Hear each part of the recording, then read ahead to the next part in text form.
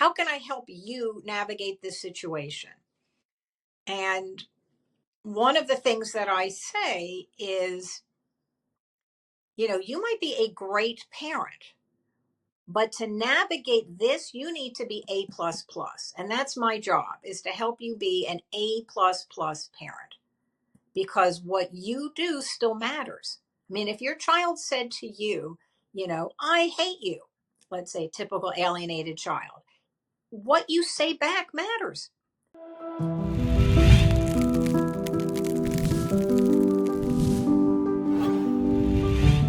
Hi, my name's Lawrence Strauss, and welcome to the Family Disappeared podcast. And today we have the second part of the interview with Dr. Amy Baker. And if you haven't listened to the first part, you need to go back immediately and start listening. It was a phenomenal conversation. And today's show is just as powerful. And if you're new to the community, welcome. We are a nonprofit, and we're here to help anyone out there that's struggling with any form of parental alienation, estrangement, or erasure. And we offer you free resources. We have a free 12-step program. There's a link in the show notes. There's 16, 17, 18 meetings a week available to you. We have the Family Hope Project, where you can contribute some art to some stuff we're doing. We have a bunch of other foundational trainings, and we have this podcast. So whichever door you come through or are coming through, welcome. Please remember to like, share, let people know what's going on, and let's jump into the second episode. I didn't know how to engage my oldest daughter, and I was really struggling and hurting and in a lot of pain. And then I started hearing about amends letters and reading stuff about amends letters, and I'm like, I could do that. And I didn't really know how to do that. I actually reached out to Dr. Amy Baker, and she has this protocol.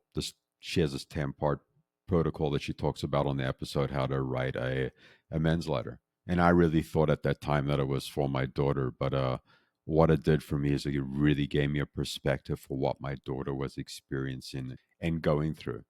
And it was an incredibly cathartic journey, because I got to put myself in her shoes at her age and developmentally what was going on, and also some of my behaviors, like what were my behaviors doing, even though they felt like they were really right and noble in the moment. What were they doing and how were they landing with her? That really brought me to my knees in a lot of ways, and broke my heart wide open. And all those enemy images I had of my daughter kind of slipped away. She no longer was on the other side of the coin. I was actually understanding her perspective, and it was a wonderful, wonderful, wonderful opportunity to take a look at how my behavior could possibly land on someone so differently than what I was experiencing on my side. And you definitely want to stay until the end of this episode to listen to the story Dr. Amy Baker shares about the knock, because the knock really sums up everything that I just shared. So let's jump right on into the show and see what happens next. The next question is in families, like there's some semblance of alienation or some semblance of just negative talk from one parent to the children, or both parents potentially at times. And can you identify like a tipping point or a triggering point where it goes from just this little family dynamic that most families have, to it escalates to alienation, and it just there's like you just fell down the hill? Is there a tipping point that's identified? Well, I'm not sure I would consider it a tipping point, but I would say that if the other parent is not willing to modify their behavior, even if they don't think that they're doing anything bad, just to please you, then I think you have a problem in your marriage. In other words, you could say to your spouse, um, I really don't like when you, even jokingly, refer to me as the mean mommy. I'm just making up something. And the other person says, oh yeah, I guess I was just joking, but I hear that you don't like it, I won't do it anymore. Then it's not you've resolved it. But if the person is completely unwilling, even to say, look, I don't think there's any wrong with it, my dad called my mom mean mommy, it was a joke, I think it's a joke, my kids know I love you, blah, but I won't do it anymore because I hear that you don't want me to. If the person cannot modify their behavior for the sake of the marriage, prioritizing the marital relationship. And I don't mean every single time. You can't have 1,000 demands, but if they're not willing to look at it and say, gee, why am I doing that? Yeah, I guess I wouldn't like it if you called me the dud dad. I could see how that wouldn't be so fun. If they cannot do that, then I think I'm not sure that's a tipping point, but that is a moment where you might say to yourself, we're not really in a workable marriage at this point. This person is not able to hear me. Definitely, yeah. If someone can't have any kind of empathy or understand what's going on in the relationship, yeah, no, it definitely seems like a red flag. And as you're saying, it's not an identifiable tipping point, but it is useful information. And then what would you suggest to parents to do as they start to see some of these behaviors come out in a relationship? Is there anything that you suggest or coach folks that are in the early stages of parental alienation or even grappling with the idea that might be occurring? Is there something you suggest to folks? I would say the first thing is to look at yourself and make sure that you're not antagonizing the other parent, and maybe to keep some kind of journal for yourself about moments where you feel that the other person is undermining and interfering. That's the essence of parental alienation: undermining and interfering. It's sort of colloquial. Um, if Try to sort of keep track of it. Are you leaving that person out? Are you rolling your eyes? And maybe to ask the other parent, am I doing anything that's making you feel that I'm marginalizing you with the kids? Start by looking at yourself. To me, it's a win-win, because maybe you are doing something and you can resolve it, and then, happily ever after, you're done. Or if the person isn't willing to engage around that, or you don't think there is anything that you're doing, then at least you have a clean heart, and that's important, I think. So that's where I would suggest starting.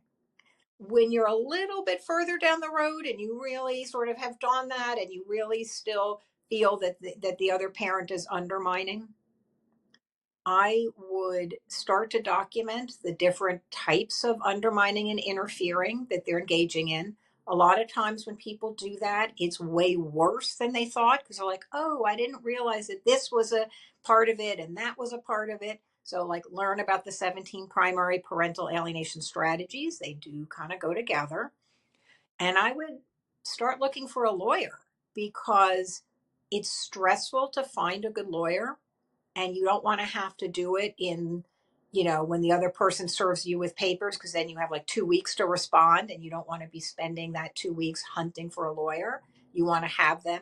That doesn't mean necessarily that they're on retainer or that you're spending family money behind the other person's back, but you've done a little bit of work. If you think you're going to head towards some kind of legal dispute, I think it's good to start to get the sense of who might be a good fit for you legally, and then to document so that you can present to the lawyer not your supposition, but like, hey, I've been documenting for the last month and I've noticed, here are some things that my ex is doing, and I've tried talking to them about it, and that doesn't seem to be making any difference. What do you think the next step is legally? Yeah, and you've mentioned this several times, do your own work. Like parents need to actually show up and do their own interpersonal work so they're able to understand what's happening in the family system. And the idea about actually journaling or writing down the different nuances so you can really identify if it's just a really small issue in one or two spaces, or it's just like a really large issue that is in so many different places and spaces in the home. I love that idea to have something real and tangible to look at. Are there common misconceptions about parental alienation that you frequently encounter in your work? Certainly when I was an expert witness, that's all, when I was on the stand, it was just all about that. Why isn't it in the DSM? And this organization doesn't support it. So it's junk science. And Gardner, who coined the term, was a pedophile, which he wasn't. I'm naming misperceptions. There's many, many. Thankfully, when I'm a coach, I don't have to really deal with them. And that's one of the reasons I stopped being an expert witness. It was so ugly and petty and mean spirited. And that's, I guess, the way it has to be. But I did enjoy that. The main misperception, I think, is that if you think that alienation is going on, that means that you think everything is the other parent's fault. And it's sort of like, I'm perfect and the other person is an evil alienator. And I think that that's, as I said earlier, I think that's the problem with invoking the term, is that people misunderstand what you mean by it. I think a misperception is that the person engaging in the alienation is doing it intentionally. And I don't think that has to be the case. I don't think we don't even know our own intentions all the time. I definitely don't think we can know somebody else's. And it's pretty rare when the alienator says, I'm going to turn the kids against you. So I think a lot of times the evaluators or the judge or people misunderstand and say, oh, well, the favorite parent says they want the kids to have a relationship with you, so it can't be alienation. And that's obviously ridiculous, in my opinion. You can't know why somebody does something or what their intention is. Another misperception is conflating alienation with bad mouthing. So Mm. somebody say, "Oh, well, Mrs. So and so, never bad mouths the dad, so it can't be alienation." There's 17 primary parental alienation strategies. Bad mouthing is only one, and it's the most common, but it doesn't mean that there has to be bad mouthing for there to be alienation. And there used to be, this is my last one, there used to be the misperception that it was something that only mothers did to fathers. So poor moms back in the day would say, I think alienation's going on. And somebody would say, well, it can't be that because Gardner said only mothers do it. And of course, Richard Gardner never said only mothers did it. He said it was mostly mothers. And then he even retracted that. As time went by, he said, I actually think that it's probably equal between mothers and fathers engaging in alienation. But there's still this sort of false idea that it's mothers. What would be like three immediate actions you could tell people, like, do these three things immediately? They're the most important thing to do as you find yourself in this situation. Learn how to enhance the attachment with your child, learn how to navigate conflict, get good support. I mean, I could go on and on. There's like 100 things people do, but those are sort of the ones that come to my mind. The more you can improve the sense of closeness with your child, the less likely it is that they'll become alienated because there'll be trust there. The more you can navigate conflict without inadvertently reinforcing the lie, the better off you're going to be. And in a lot of conversations that I have with parents and grandparents, they have this idea that someone's doing something to them. They're talking about the disorders, they're talking about parental alienation. And it seems counterintuitive that they actually need to do their own work. Like you're saying, figuring out how to connect better with the kids, how to communicate, how to resolve conflict. And what do you do when people come in and they're putting themselves in the victim role? They're totally pointing outside of themselves continuously, and they don't think that it's their work to do as the targeted parent because they feel like, I'm not doing anything. So that doesn't happen that often because people come to me and pay me and schedule a session with me because they want some help. They're already the people who are like, I have nothing to learn. I don't want to change myself at all. Those aren't the people who are signing up for coaching. At the same time, people don't always know what they're getting into when they sign up for a coaching session, and they might be wanting more poor you, poor you. And um, I don't do a lot of that. I mean, I'm very sympathetic for what my clients are going through, but I'm also kind of like, okay, now how can I help you navigate this situation? And one of the things that I say is, you might be a great parent, but to navigate this, you need to be A plus plus. And that's my job, is to help you be an A plus plus parent, because what you do still matters. I mean, if your child said to you, I hate you, let's say typical alienated child, what you say back matters. You could say, F you, go live with the other parent if you hate me.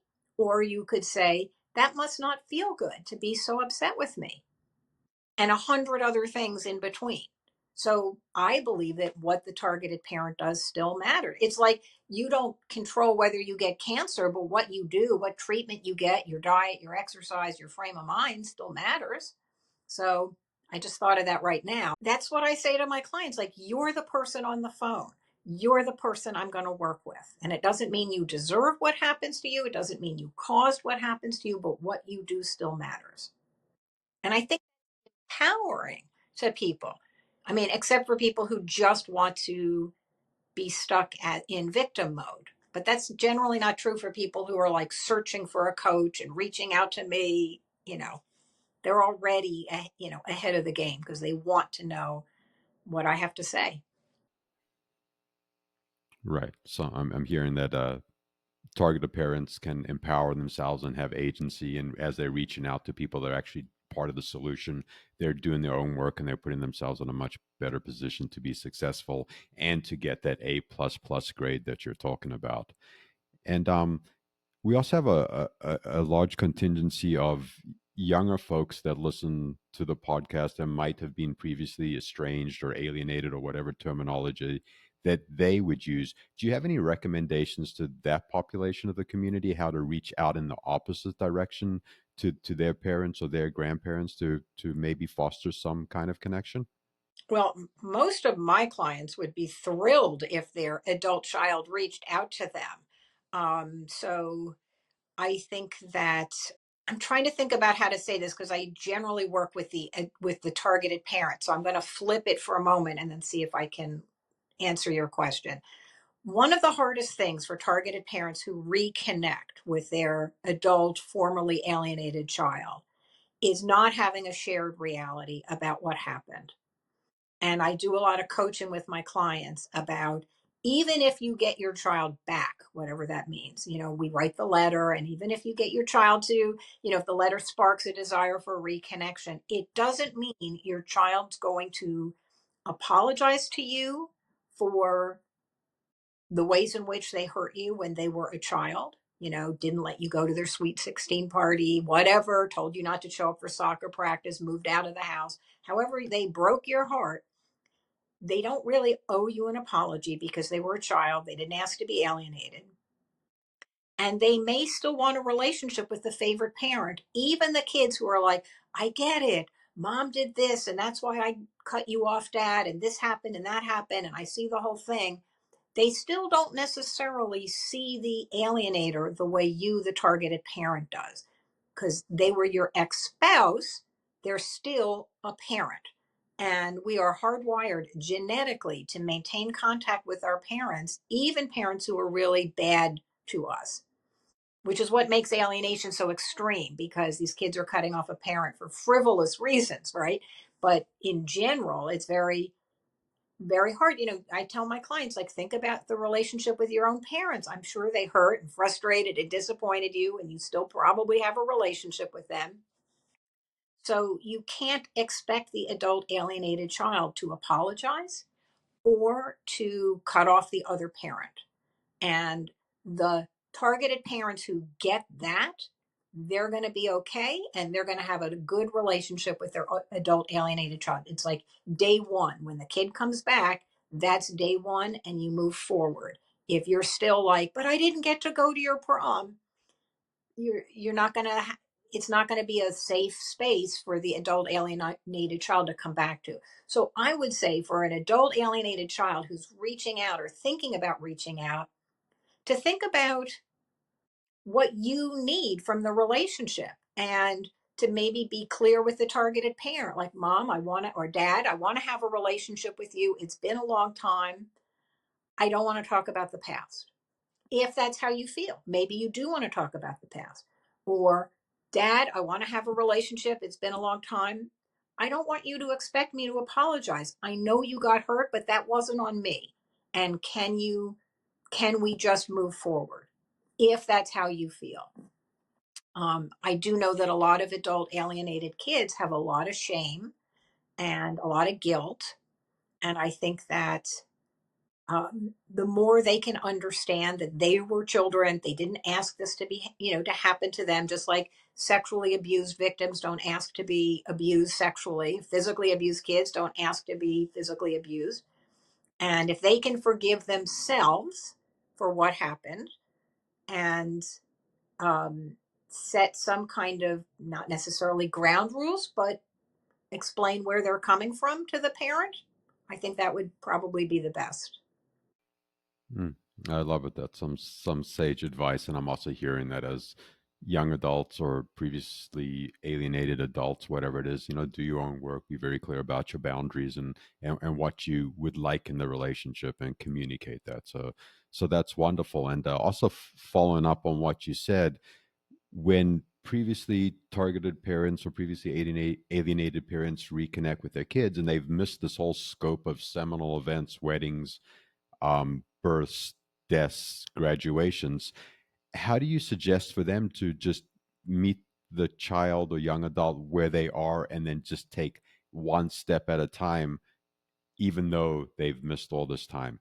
For situations, and I don't know that it's that often, but for a situation where there's a reconnection and both parties want to consciously work on their relationship, the parent and the formerly alienated, now adult person, I do have this book called Restoring Family Connections for a therapist to do 13 activities with this dyad, the parent and the formerly alienated, now adult child. 13 weekly activities to help them figure out what the relationship is going to look like moving forward. And one of the activities, they have sort of corny names now that I look back and think about it, but one of them is called milestones. And the purpose of the activity, the vision that I have is that there's actually like a bowl of beautiful stones, and each stone has a like a word on it, like prom or puppy or holiday or whatever. And the adult child can pick one, let's say prom, and say, Dad, I know you didn't get to go to my prom. I didn't let you. And I just want to tell you this is what I wore and this is what it was like. And, I wish that we could have been there together. But, I wanted the most exciting thing about the prom, blah, blah, blah, whatever, share the memory, then hands the stone to the parent and says, I thought about you on that day, and it's so exciting to know that you were wearing, the tuxedo that I, whatever, sharing, finding some way to sort of close up that hole. And then they put the stone in another bowl, sort of the bowl of like completed memories. And the idea is that it's demystifying it and making it not a taboo subject, because they won't have to be worried that oh, I'm not supposed to mention, or we never processed, or whatever. It just becomes part of their shared vernacular, even though the moment itself wasn't shared. So that's a you know very concrete way to do it. I'm sure there are other ways too. Oh, I love that. That gave me goosebumps because it brings it into the field of view, and you can talk about it, and you can relate about it, and potentially even joke about it one day. And it, like you're saying, it takes it out of the taboo, and it just brings it into the normal flow of the conversation. And I love that. I can see those beads or those rocks or something really intentional passing along, and then becoming part of your history as well. And I know that our listeners would love to hear this. Can you share maybe one or two of your favorite success stories? What those look like, and why they really feel heartwarming to you? Sure. So one is a coaching client, happens to be a mom, but I probably have equal moms and dads. I guess maybe being a woman, right now I'm thinking more mom stories, but I have plenty of wonderful dad clients. Um, so her daughter was in like 11th grade when the alienation really kicked in. By the time we started coaching, the child was coming for visitation, but basically screaming at the mother the whole time or locked in the room. And eventually, um, she just stopped coming. And the mom didn't have a lot of money, and the daughter was already older. She knew there was no point in going to court. And we went through the whole pros and cons. Should she file a motion to enforce parenting time or try to get one of the, elite, immersion programs? And it wasn't a good fit for her for a couple of reasons. So what she did was, for the entire like 12th grade, she texted her daughter, almost every day, like, I'm going to Jamba Juice. That was something the daughter liked. Can I pick you up one? And often the daughter would text back like mango or something, just like the flavor, not like, yes, Mom, thank you, I would love that. And the mom would go and get it and go to the dad's house where, it's a bitter pill to go to the other parent's house when your child's supposed to be with you, but they're there instead. And the window would go down, the girl would come out to that car, like just reach in, take the Jamba Juice and leave. And I mean, this mom did this, probably for a whole year. And then the girl goes to college, and within, a week or two, hey, mom, want to come visit? And the mom went down and visited her daughter at college. She showed up. And of course, there's more to the story. There were older girls, and she had complicated relationships with them, which maybe helped. But it just shows you that even the most rejecting, hurt, angry, distant child um, underneath wants a relationship with their parent. And then I have a case where it was the dad, and I think I was the expert witness for this case. And um, he called me one day after I was in court, after things resolved legally, whatever it was. And he told me that his girls told him he was driving them somewhere. Conversations in the car are always like really good. And they said to him, oh, Dad, all those emails you sent that we never read, we never responded to, we were reading them. We really liked hearing from you. And these are girls who would like cut him off, no contact for the longest time. And they were like, oh, yeah, we were reading them. So it's sort of the same version of the story. You have to keep showing up and letting your kid know that you were there. And I got that message most clearly from a woman I interviewed for my first book. And she told me the story that her dad had visitation every Sunday. I think they lived in England. Maybe that's the way it was. He showed up every Sunday, knocked on the door, and the mom and stepdad never let the woman I was interviewing when she was a little girl, never let her out. The door never opened. In fact, they stood on the other side of the door yelling at this poor guy, you idiot, we hate you. Oh, is it the mailman? We don't need any mail today. Ha ha ha ha. And eventually the guy gave up. And I asked the woman, who was now an adult, what was it like for you when your dad stopped coming? And she said, I was shocked. I never knew that I could make him go away. That's not what I wanted. She said, I knew that my mom and stepdad were never going to open the door and let me have a visit. The knock was the whole visit for me. That was my father's message saying that he still loved me. So, from the dad's point of view, the visit was a failure because he drove over there, walked up the steps, knocked on the door, and nothing happened. But from the daughter's point of view, it was a success because her dad was saying, I love you. So Wow. yeah, yeah. I get goosebumps. I tell that story, I call it the knock, and it's sort of the metaphor for showing up. And of all the people I interviewed, I think she might have been the only one who never reconnected, even though she had done the entire internal process. And I said, wait, what? Your mother, da da da da da. This happened and this happened and this happened. How come? And she said, I'm worried he'll be mad at me because he gave up. So Wow. have to keep showing up. That doesn't mean literally showing up. It's what the context might be different for you, but finding some way, whether it's calling and leaving a voicemail, even if you think you're blocked, sending text messages, even if you're told not to, unless there's certain caveats, like if the kid says, I'm going to kill myself if you show up again, of course you can't show up. If there's a restraining order, of course you can't violate the restraining order. But absent that, you have to find a way to keep letting your kid know that you love them so that they can come back to you when they're ready. Wow. That is some wonderful examples, and the knock is incredibly poignant and sums up so much of what we go through and are so blind to at the same time. Like we don't know what's on the other side of the knock. That's just a wonderful way to segue to my final question for you. Is there anything else you would like to share with the community, say to the community, to let them know how to get in contact with you, or anything that you got coming up that you'd like them to know about? Well, I'm easy to reach because my website is my name, Amy J. L. Baker, and my phone number's on there, my email's on there. I offer coaching for targeted parents. I also do case consultation for clinicians.